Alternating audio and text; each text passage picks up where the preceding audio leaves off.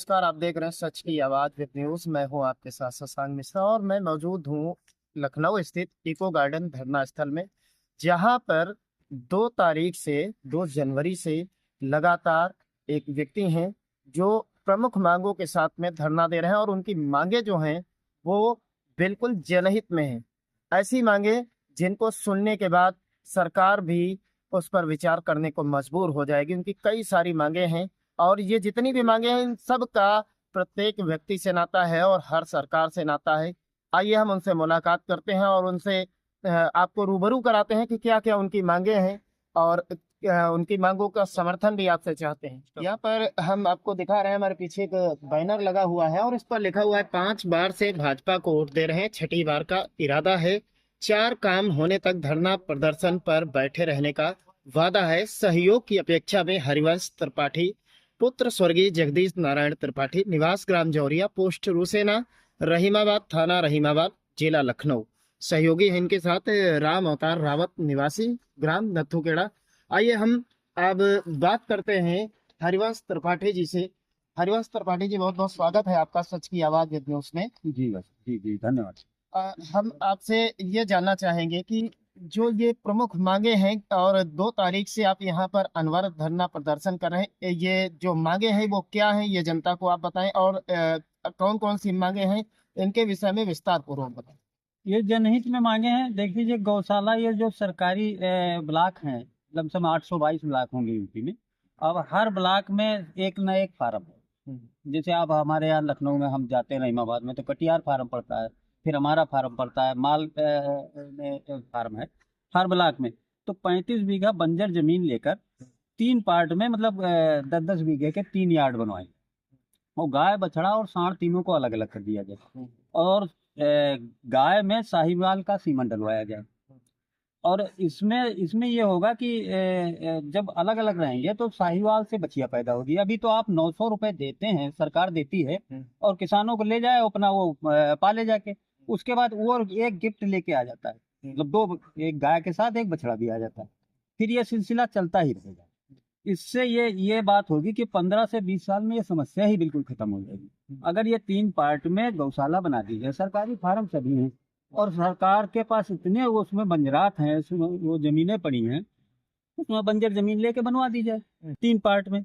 और बहुत सा खूबसूरत हमारे पास तो नक्शा भी बना है, अगर वो चाहे तो हम उसको उनको नक्शा प्रोवाइड करा देंगे, इस तरह बन जाएगा। जी सर, एक चीज जानना चाहेंगे, जो वर्तमान समय में गौशालाएं चल रही हैं तो लगभग लगभग आप देखेंगे तो बहुत सारी गौशालाएं चल रही हैं और उन गौशालाओं में अगर ये कहा जाए कि उनमें भ्रष्टाचार बहुत ज्यादा व्याप्त है तो ये भी कहना कम नहीं होगा, नहीं नहीं क्योंकि जानवरों का पैसा अब आदमी खा रहा है। इस पर क्या कहेंगे? नहीं नहीं, वो तो उसी भ्रष्टाचार को देखते हुए तो हम लड़ रहे हैं कि वो दरअसल क्या होता है कि जैसे मान लो छोटे छोटे गांवों में बना दी गई है छोटी छोटी गौशालाएं। ऐसे पहले एक सपा सरकार थी, जब हमने लिखा पढ़ी चालू की थी इसकी, जब शुरुआत हुई थी, जब गांवों में क्या होता था कि मेरठ लैंड में हमने गौर किया था टीवी पे कि वो स्कूलों में बंद कर देते थे। जब स्कूलों में बंद करने लगे तो हमने फिर लिखना चालू किया।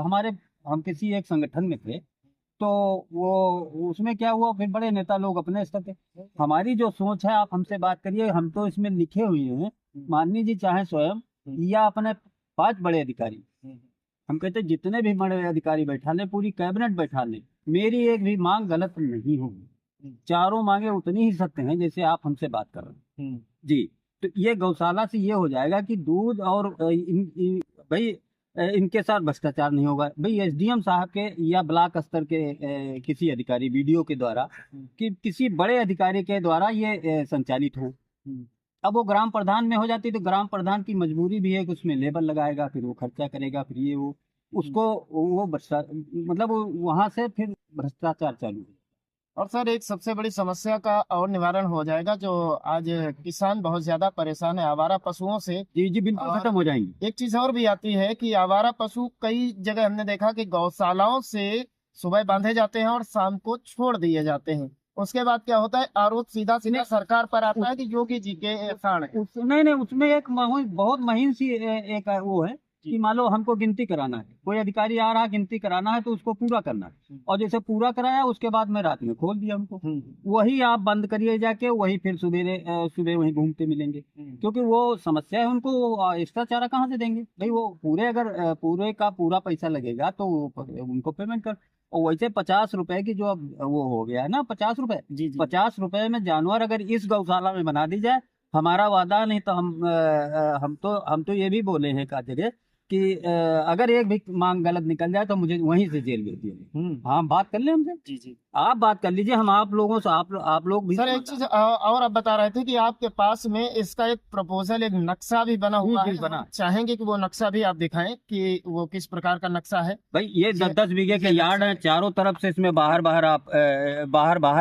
से ही चारा डाल दीजिए। क्या करते हैं लोग, बाहर ऐसे ही किनारे किनारे लगा देते हैं, वो गोबर पड़ा हुआ, गंदगी पड़ी हुई, ये सब नाली बनाई जाए, बहुत सस्ता सा 3 से 3.5 करोड़ में 35 बीघा का गौशाला बन के तैयार हो जाए। ये और उसमें इनको 3 सेट भी पड़ा होगा चारों तरफ से। भाई मर्जी आए तो खुले में रहे, मर्जी आए तो ये बंद में रहे। ये हमारी सोच क्या है, हम 5 किलोमीटर दूर में हमारा मतलब बैठना उठना है, और 5 किलोमीटर गांव गांव है, उसके बीच में फार्म ही पड़ता है। तो ये हमारी सोच है, यहाँ ऐसे बनेगा तो ऐसे हो जाएगा। ये मान लीजिए फिर जब ये इसका उद्घाटन अगर करने चले गए, ये बन गया तो इसको दूसरा महाकुंभ कहेंगे। ये इतनी बड़ी बात होगी। ये गौशाला मतलब इसमें आप एक भी जानवर नहीं, पूरे ब्लॉक में 70-75 गांव होते हैं, जो जितने गांव हैं उसमें जितने भी जानवर हैं उसी ब्लॉक के उसी गौशाला में रखे जाए, सांड, बछड़ा और गाय।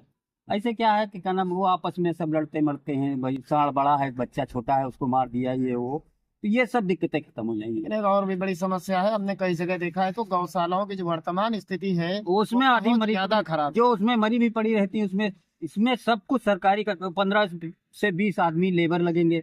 आपका नाम होगा कि गांव में नौकरियां लग रही हैं, 15-20 जब लेबर लगाएंगे उसमें जी। उनको एक पेमेंट रखा जाए, एक हिसाब से लेबर बेरोजगारी भी दूर होगी। जी जी, 500 हम कहते हैं 500 के हिसाब से लगा दीजिए आप, 400 में लेबर है, 500 मिलने लगेंगे, लेबर बढ़िया मिल जाएंगे, वो भी कहेंगे हम सरकार के नौकर हैं। तो ये सब है इसमें और हम तो कहते हैं माननीय जी चाहें तो जितने भी बड़े अधिकारी बैठा हैं। और क्या मुद्दे हैं आपके? जी जी, और दूसरा ये मुद्दा है हमारा, ट्रकों की ओवरलोडिंग। तो देखिए ओवरलोडिंग तो रुक नहीं रही, और माननीय श्री राजनाथ सिंह जी पूर्व मुख्यमंत्री जो थे, उन्होंने गोल्डन कार्ड बनाया था, 2,000 रुपये प्रति गाड़ी, और आप बना दीजिए 6,000 रुपये प्रति गाड़ी, मतलब 4,000, वही आरटीओ का 4,000 और खनिज का 2,000, 6,000 रुपये ले लीजिए। तो 6,000 रुपये जब प्रति गाड़ी बनेगा तो ये आपका भ्रष्टाचार कम हो जाएगा, और भ्रष्टाचार के साथ टेंडर लोग कम के डालेंगे, किसानों को मोरंग गिट्टी सस्ती मिलने लगेगी, तो नाम तो सरकार का ही होगा। ये कहा जाए तो जब उन भ्रष्टाचार उसमें कम होगा तो ढुलाई भी सस्ती होगी। ढुलाई सस्ती होगी भाई। अब ये मान के चलिए, आपके उत्तर प्रदेश में हमारा जहाँ तक अपना एक्यूरेट तो आंकड़ा नहीं, लेकिन 1 लाख से गाड़ी कम नहीं निकलती होगी ओवरलोड की। ओवरलोड बंद भी नहीं हो पा रहा है, जब बंद नहीं हो रहा तो उससे आय होनी चाहिए भाई। उससे अगर ये कहते हैं कि ओवरलोड से रोड टूटती है, तो 57 टन की तो गाड़ी पास कर रखी है, तो भाई ओवरलोड छोटी गाड़ी दूसरी गाड़ी वाला भरेगा तो वो भी 57-60 टन भरेगा, वो भी चलती रहेगी भाई। वो उससे आपकी आमदनी तो बढ़ जाएगी ना।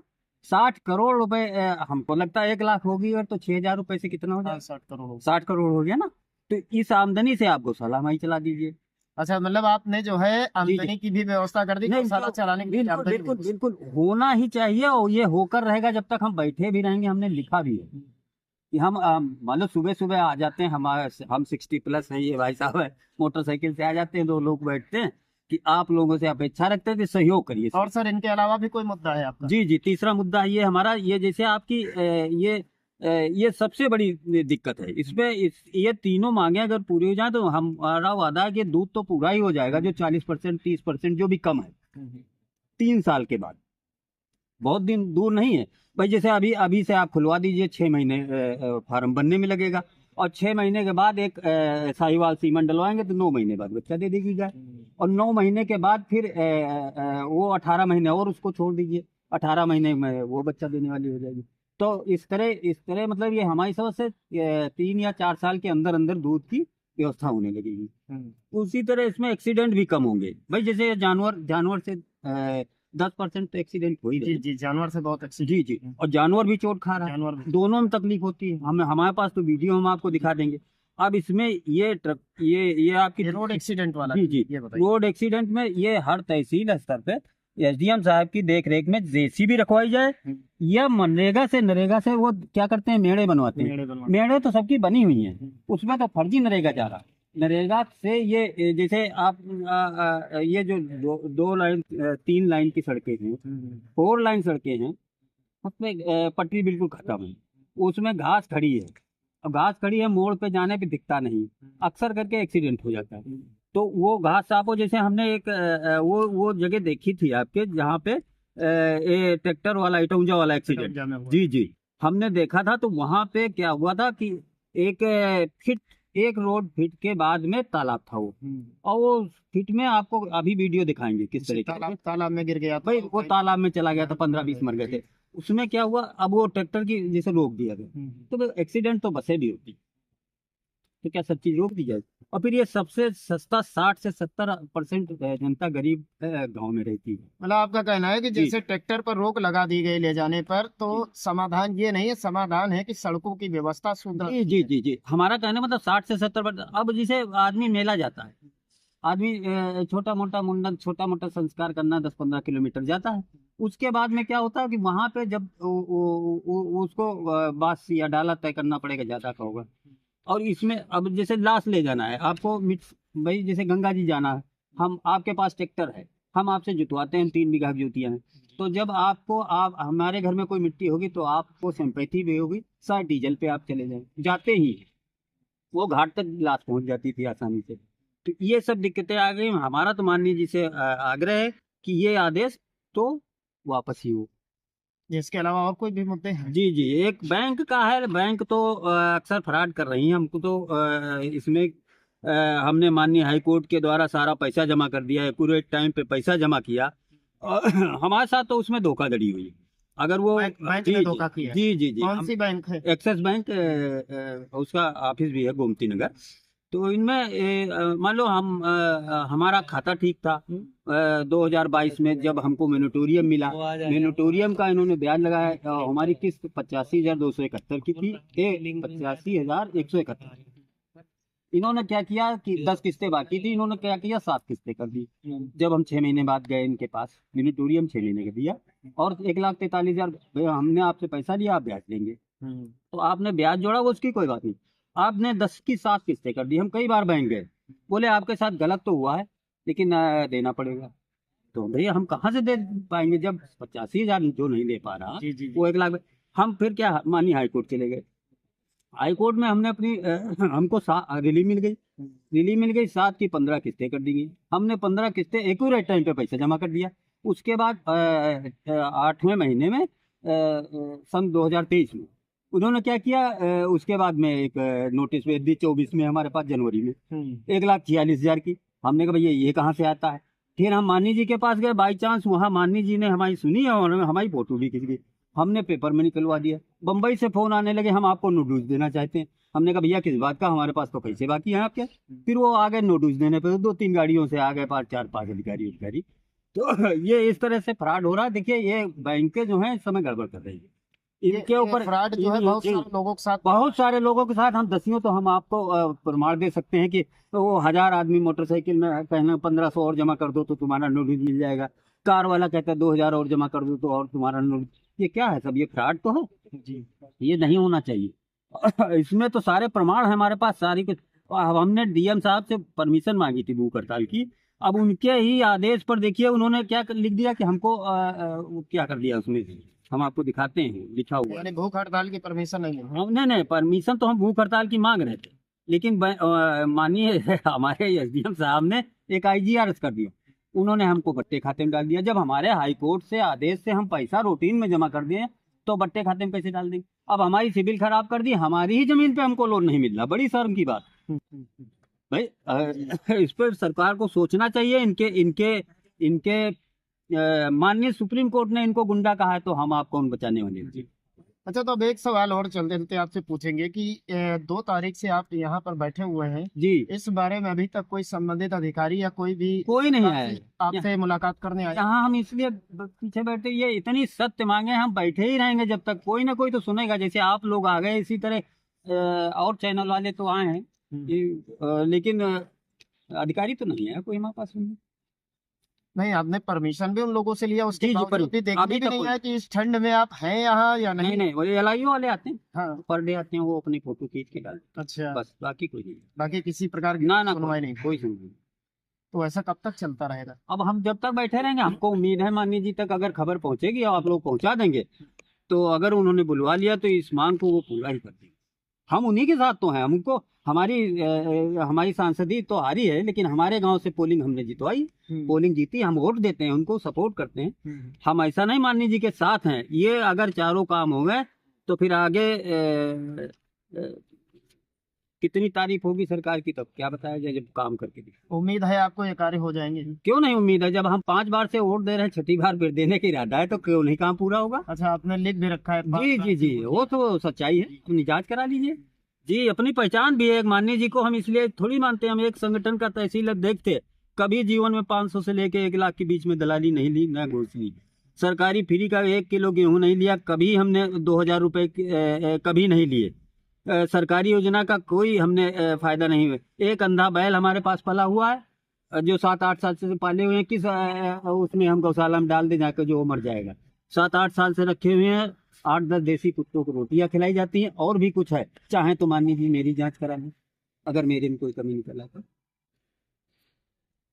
चलिए, ये आपके हमने सुना, मांगे रही इनकी। ये हमारे साथ थे हरिवंश त्रिपाठी जी, और इनकी जायज मांगे हैं कई सारी, और अकेले यहाँ पर ये धरना देने के लिए तैयार हैं यहाँ पर। और भूख हड़ताल की परमिशन मांग 2 तारीख से लगातार यहाँ पर धरना दे रहे हैं।